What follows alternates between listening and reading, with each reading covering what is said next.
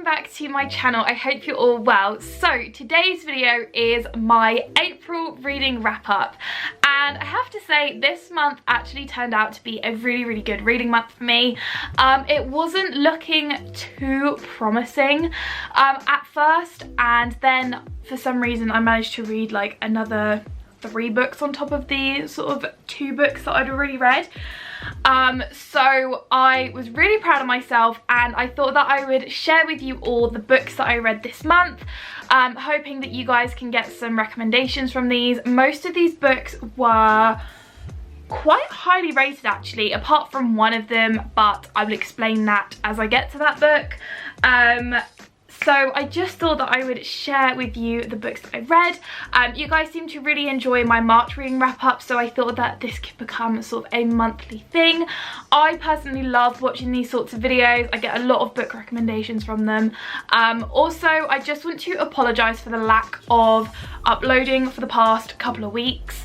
Kind of on my YouTube and over on my Instagram, I've just been having a kind of really, like, I wouldn't say bad week, it's just I've been feeling very unmotivated with myself, and I just haven't had the energy or the time to really create content and upload and edit and go through the whole hoo-ha of, you know, uploading and stuff. But I'm back on it.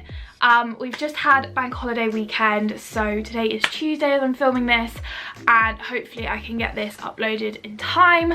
But yeah, so I just wanted to say thank you also for the love on my recent videos. You guys seem to really enjoy the content that I'm creating at the moment, which makes me extremely happy because this is the content that I enjoy making. If you're new to my channel, then hi, my name is Luce. I would love for you guys to follow my journey by clicking the subscribe button down below and also turning on the little post notification bell. That just reminds you every time I upload a new video. And also don't forget to follow me over on my Instagram, which is _books_with_Luce.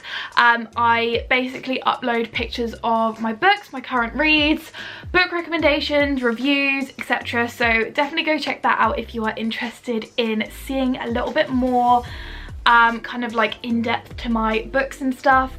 But with that said, let's just jump straight into the video. So as I mentioned in the intro, I ended up reading 5 books and they were all pretty highly rated, which I'm very happy about. I had a pretty good month. So the first book that I read this month was Verity by Colleen Hoover. I have been meaning to read this for the longest time and it just kept staring at me on my shelf.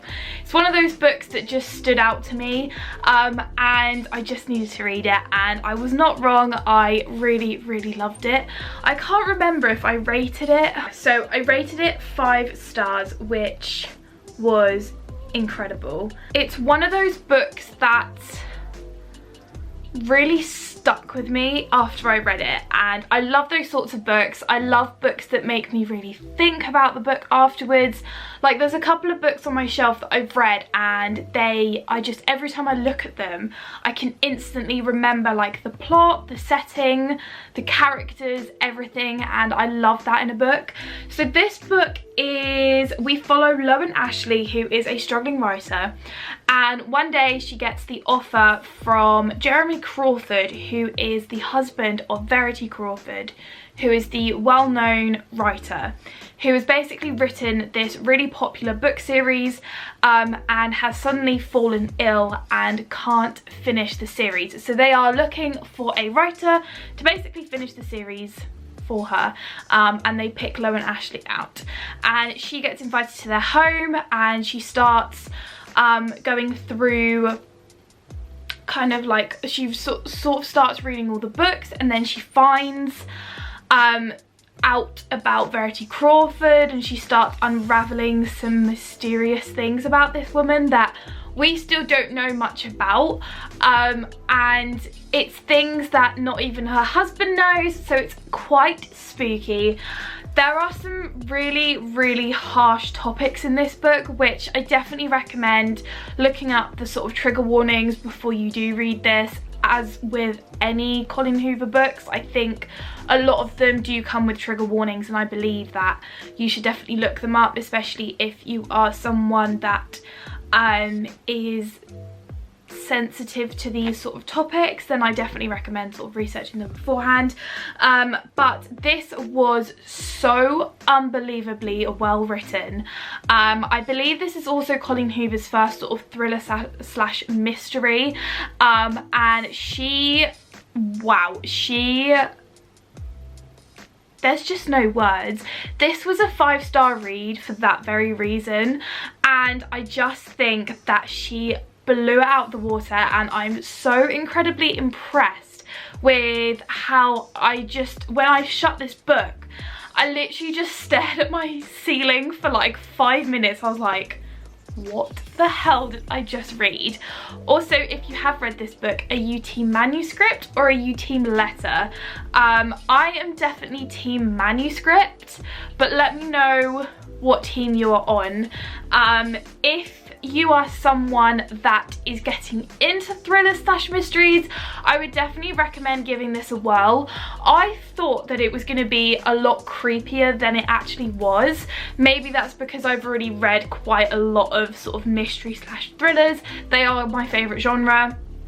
So this is definitely something that was just one of the best reads ever. I'm so glad that I picked it up. And what I love about Colleen Hoover is you can really place yourself in the setting. And yeah, she's just incredible. So if you are someone that is, you know, a little bit hesitant on reading a Colleen Hoover, as was I when I first heard about her, you will not be disappointed. So definitely go check this out. The second book that I read this month was The Paris Apartment by Lucy Foley, and oh my god, once again, another great read this month. This was rated, hang on, I can't remember. Yeah, so this was another 5-star read. I think overall I had 3 5-star reads this month, which is very, very out of the ordinary, but this was incredible. There's definitely mixed reviews on this, however I absolutely loved it. It's one of those mysteries that I really could once again place myself in the setting and in the plot with the characters. So basically the kind of crux of this story is a girl called Jess is coming to meet her brother who lives in Paris in this apartment. And this apartment block has other residents in it, and she gets a phone call from her brother saying that if she just rings the gate, then he'll let her in and she can just find her way up. And then all of a sudden this message kind of cuts off, and there's this kind of mystery behind it. So she doesn't know what's happened to him, and she's trying to find out where he's gone, why he's missing, and there's a lot of mystery that's just built around this. I really like how Lucy Foley wrote this book. So each chapter is a different character. The chapters are really short, they are quick. The writing style is very, very easy to read. I think that it's just a really great read. If you're in a reading slump, this is definitely one of those books to pick up. It's definitely one of the longer books I read this month. I think it had 406 pages. Yeah, had 406 pages, so definitely another, you know, longer read, but also a very quick read at the same time because of how easy it was to kind of get on with. But I absolutely love this. I think the plot, the story, the characters were impeccable. The plot twists, oh my god, I did not see that coming whatsoever. If you have read this, please let me know your thoughts. Any books that I ever mention, please let me know your thoughts. I love talking to people about books that we've both read. I like to see what people's opinions are, how they thought about the book. But yeah, this was a great read and I recommend it 100%. Next up, I read this purely because the Netflix series has just been released on Netflix. but unfortunately I only own the first volume and I'm still waiting to get the other 3. They're really hard to get a hold of at the moment because of how popular this show has become. I've started watching the series and I know that I've really spoiled it for myself in the books. I haven't finished it because I'm waiting for the books, because I'm one of those people that believes reading the books before you watch the show or movie. But that is the Heartstopper series by Alice Oseman. I freaking love this book. I have fallen in love with Nick and Charlie. I've fallen in love with their love story. If you are unfamiliar with the Heartstopper series, then please get to know, because it's one of those books that is just so bittersweet and my heart is like, oh, I'm in love. This is actually one of the first graphic novels that I've ever read. I'm not usually someone who picks up a graphic novel. I like words on a page. And when I first heard about this series or saw this series in a bookshop, I picked it up and then I saw that it was a graphic novel and I instantly got kind of like, what's the word I'm looking for? I didn't find an interest in it because it was a graphic novel, if that makes any sense. And I was so wrong. I should have picked this up like months ago when I first saw it, and it's the sweetest story ever. Obviously, if you've watched the Netflix series, then you know. If you've read all the books, then you know. I don't think I need to go into this, but this was definitely a 5-star read for me, and I cannot wait to read the rest of the books. I think that I'm gonna do like a kind of big old review, maybe like a video of me reading all of the books and then watching the Netflix series and seeing how it compares. I've definitely seen already from like the first few episodes that I've watched that there's I mean, it's like 50-50 at the moment. Some of it sticks to the novel, some of it sticks to the, like, it sort of creates its own plot, because in a TV series you need to like fill in bits, and this is a graphic novel as well, so there's obviously not a lot of text, it's mainly pictures. But yeah, this is, if you are looking for a really quick read, I read this in a day, and if you're looking for a really quick read that's just gonna kind of lift your mood, then this is definitely something I'd recommend, and I freaking love it. Next up, I'm really excited about this book, although I did only rate it 4 stars, but this is why. Next up, I read The Sanatorium by Sarah Pearse, and this has been on my shelf for a very long time. I think even before Christmas maybe, or maybe I got it in the new year sometime. However, I loved it. I absolutely love it, and I cannot wait for the second book, which is going to be called The Retreat. So this basically follows, it's set in the Swiss Alps, and this little building used to be a sanatorium. It used to specialise in it's like a tuberculosis sanatorium, and then it was like renovated into a hotel. So we follow Detective Ellen Warner, who is there for her brother's engagement party, who she hasn't seen in like 4 years, in about 4 years I think. She goes there with her boyfriend Will, and we obviously meet her brother Isaac and his fiance Law, and then the next morning they basically discover that Law has gone missing, and she's obviously trying to find out what's happened to Law, and a lot of different kind of mysteries happen with this. What I love about it, once again, is the chapters were short. Each kind of chapter followed a different sort of subplot, until sort of the end where everything kind of picked up. But throughout the whole book I had the chills. It was so freaking good, and there's a lot of references to the sanatorium, like from what it was to what it is now, and it's just incredible. I rated this 4 stars. I rated it 4 stars because for me, like a lot of books, it rushes at the end. Some things are rushed, which I don't like. To me, I felt that there was another character in this book that could have been accused of this crime, and I felt like it would have fit so much better, because this character who was actually convicted is kind of like a sub character. We don't know a lot about this person, and it's just a little bit and it kind of ruined it for me, because there was one point in the book where I was like, oh my god, this is the character. This is the character that did it all. You could understand it, why, how, the motive, you know, everything. And then all of a sudden we see this other character and that they did it, and I was like, what? It just didn't really make a lot of sense to me. However, I did really enjoy this read. I think I read it in like 2 or 3 days. As I said, the chapters are so short. I think they're like 2-3 pages long, but some great reviews on this book, and I really did enjoy it. So I definitely recommend you guys read this. It's super creepy, super eerie. It's the perfect winter book.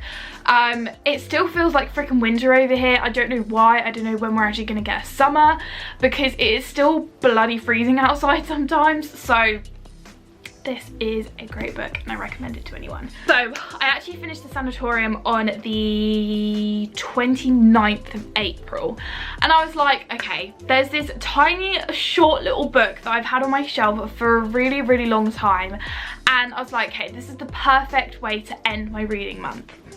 And it is Killjoy by Holly Jackson. So if you are familiar with the A Good Girl's Guide to Murder series, I think I've raved enough about this series. I bloody love it. This is actually the prequel to it. So if you are unfamiliar with the entire series, and read this first if you can get hold of it. This was actually a World Book Day book, and I'm not sure if you can actually get a hold of it anymore, but obviously it just introduces you to the characters. It introduces you to Pip, who is the main character of all this, and she's actually trying to decide the topic of her EPQ, which this is what the whole first book is about. But she's basically invited to her friend's 1920s themed like murder mystery party, and she tries to kind of find out who did it, and Pip's definitely the type of person who gets stuck into it, and she gets really annoyed if she can't figure it out. And then all of a sudden she, like towards the end of the book, she finds like the topic that she wants to write about, which is the Andy Bell and Sal Singh murder case. But this is, you know, it was a quick, really easy, fun read. It was definitely a little bit naff compared to a lot of like the rest of her books. I rated this 3 stars, but as I said, it just ended my month really well with all the books that I read. Overall, I'm really happy with the books that I read this month. Some great reads, and I loved every single one of them. I think my favorite this month, I'm gonna say the Sanatorium. Even though I only rated it 4 stars, I think this is the book that I really got lost in, but then I did get lost in the Paris apartment as well. But some very heavy kind of like thriller mystery books. I think Heartstopper was like the kind of easiest one. I really enjoyed all of these reads, and if you would like to see my reviews for them a little bit more in depth, then definitely go check out my Instagram. I'm shooting like a bunch of content today. Hopefully all of those reviews will be up sort of like this week, maybe, hopefully. But yeah, I am very happy with these. Also, let me know what your favorite book was for this month, and also let me know what book you are most looking forward to reading, like what book you're most looking forward to reading this month. So that was all the books that I read for this month. If you did enjoy this video, then definitely give it a big old thumbs up. Subscribe down below, and don't forget to turn on the post notification bell, and also don't forget to follow me on my Instagram. My socials are always linked in the description box down below. And yeah, follow me on Goodreads, on Instagram. And with that said, I will see you guys in the next video. Bye guys.